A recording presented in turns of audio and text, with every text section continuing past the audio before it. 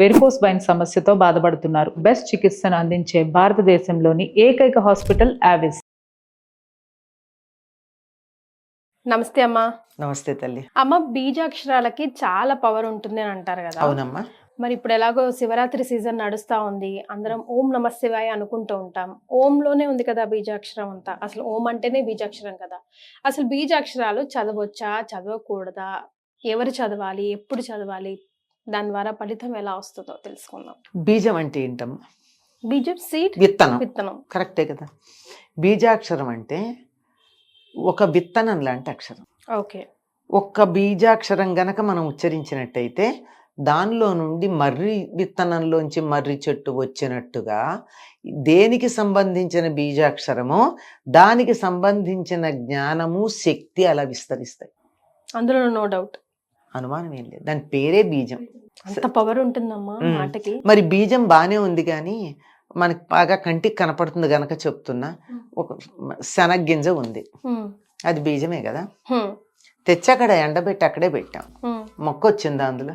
అంటే మర్రి కనపడదు గనక శనగలు చెప్పా, రాలేదు కదా. దాన్ని తీసుకెళ్లి నీళ్లలో వేసి ఒక పూట నానాక మొలకొస్తుంది. అప్పుడు తీసుకెళ్లి నేలలో వేయి, లేదా నేలలో వేసి నీళ్లు జల్లు, మొలకొస్తుంది. దాని లక్షణం ఎంత ఉందో అంత మొక్క వస్తుంది కదా. అంటే బీజాక్షరం మొలకెత్తాలంటే ఏం కావాలి? బీజం మొలకెత్తాలంటే ఏం కావాలి? ఒక క్షేత్రం కావాలి కదా. క్షేత్రం ఉన్నంత మాత్రం సరిపోయిందా? ఓ రాతి మీద వేసాం లేదా నేలలో వేసాం కానీ నీళ్లు పొయ్యలేదు, మొక్క వచ్చిందా? రాదు. కనుక ఈ బీజాక్షరం అనేటటువంటిది ఎవరినైనా మనం తీసుకున్న తర్వాత నాటబడితే, నాటాలి.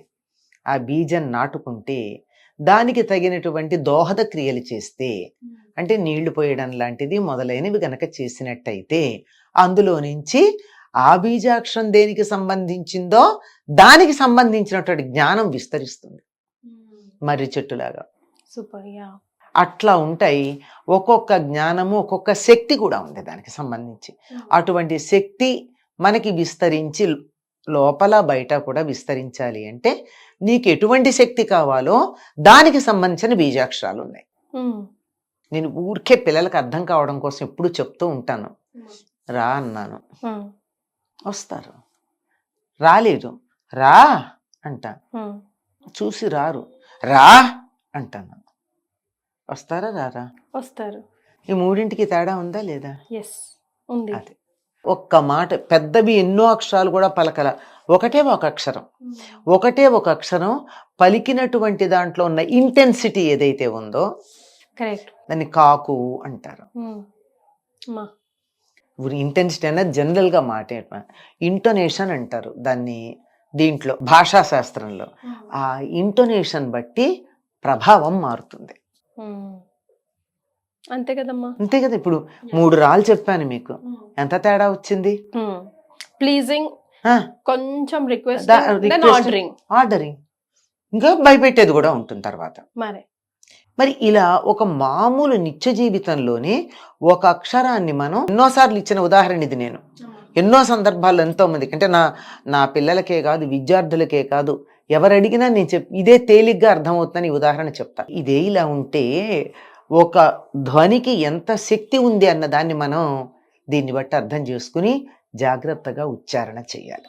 కరెక్ట్.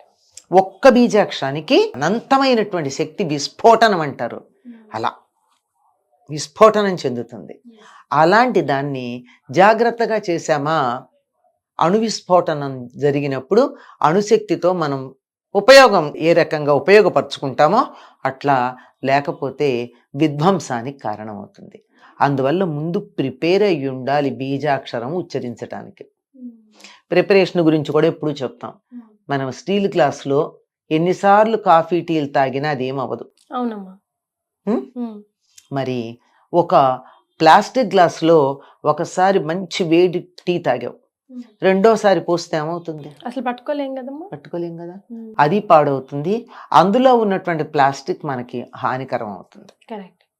మరి సింహం పాలు తెచ్చి ఏ పాత్రలో పోసినా బద్దలైపోతుంది, ఒక్క బంగారం తప్ప. అవునా? మరి పాత్రత అన్నది ఒకటి ఉంటుంది. అంటే ఒక దాన్ని హోల్డ్ చేయగలిగిన కెపాసిటీ, భరించగలిగిన శక్తి. ఈ భరించగలిగిన శక్తి కలిగినటువంటి వాళ్ళు బీజాక్షరాలు చదవచ్చు, మంత్రాలు చదవచ్చు.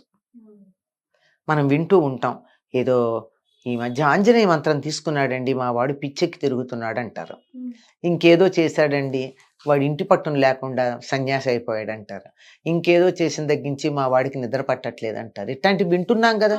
ఎందుకు అంటే పాత్రత లేకుండా వచ్చాయి గనక. It's not able to contain the content. అందుకని బీజాక్షరాలు చాలా జాగ్రత్తగా, మనకి అధికారం వచ్చాక అంటే క్యాండిడేచర్ అర్హత వచ్చిన తర్వాత ఒకళ్ళ నుండి జాగ్రత్తగా తెలుసుకోవాలి.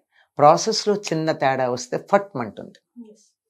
ఉదాహరణకి ఎంతోమంది ఈ ఆన్లైన్లో ధ్యానము, శ్వాస ఇవి మొదలుపెట్టి అనారోగ్యాల పాలైన వాళ్ళు, అనారోగ్యాల పాలైన వారు ఉన్నారు.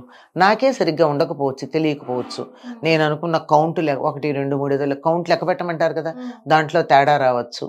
నేనే లెక్క పెట్టుకుంటూ శ్వాస పీల్చాలంటే నాకు ఇబ్బంది ఉంటుంది.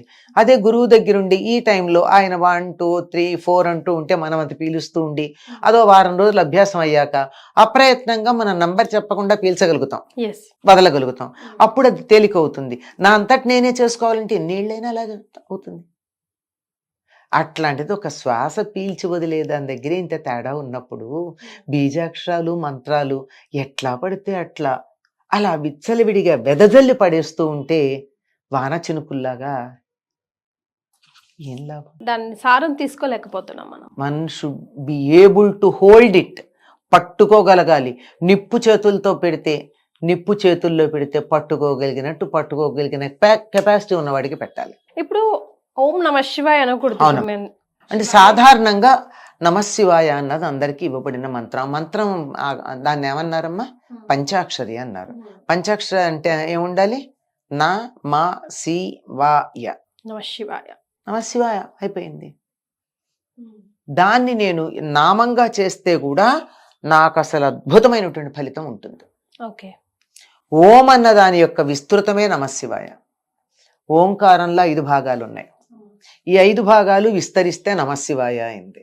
ఓం నమ శివాయ అంటే 2 సార్లు నమశివాయ అన్నట్టు. ఓం అనేటటువంటిది కూడా అదొక్కటే మొట్టమొదట ఉన్న మంత్రం. ఓం ఇతేకాక్షరం బ్రహ్మ అని చెప్తారు. ఓం అనే ఒకే ఒక అక్షరమే పరబ్రహ్మ స్వరూపం. ఆ ఒక్కదాన్ని కనుక సాధన చేయగలిగితే ఇంకేం చేయక్కర్లా, ఇంకా ఏ మంత్రాలు అక్కర్లా, ఏ పూజలు అక్కర్లా, ఏ సాధనలు అక్కర్లా. కానీ చేయగలమా? ఓంకారం ఉచ్చరించడానికి ఒక పద్ధతి ఉంది. శ్వాసతో దాన్ని కలిపి ఉచ్చరించడానికి 14 మాత్రల కాలం పడుతుంది. 14 యూనిట్స్. మన అ అంటే ఒక యూనిట్ అనుకోండి, అట్లాంటిది 14. మొత్తం ఓ అని చెప్పేది మొత్తం అంతా నేను 14 మాత్రలు చెప్పాల, మీకు ఉదాహరణకి చెప్పానంతే. అంత గనక అలా చెప్పినట్టు ఇలా ఊఢంగా వెళ్ళి అలా చేసేటటువంటి ఓంకారం. అంత ఓంకారం గృహస్థులు చెయ్యకూడదని కూడా చెప్పారు. ఒక్కసారి అది చేయడం ప్రారంభించిన తర్వాత ఏమవుతుందంటే ఇంట్లో వాళ్ళతో ఉన్న బంధాలన్నీ తగ్గిపోతాయి. అంచేత సన్యాసులు 14 మాత్రల కాలం చేస్తారు. మనం మామూలుగా కొంత ఓంకారం చక్కగా చేయొచ్చు. అట్లా చేస్తే ఆ ఒక్కటే చేసినా చాలమ్మా. అదొక్కటే విడిగా చేయడానికి పనికొచ్చేది. ఆడవాళ్ళు అయితే అస్సలు పలకకూడదు అంటారేంటమ్మా? నిజమేనా? అంటారమ్మా, ఎవరిష్టం వచ్చింది వాళ్ళు. నోరుంది కదా అనొచ్చు. ఎన్నో అంటారు. శ్రీమాత్రే నమః అనుకోవాలంటారు. ఇప్పుడు శ్రీమాత్రే నమః ఓం కలపకూడదు అంటారు.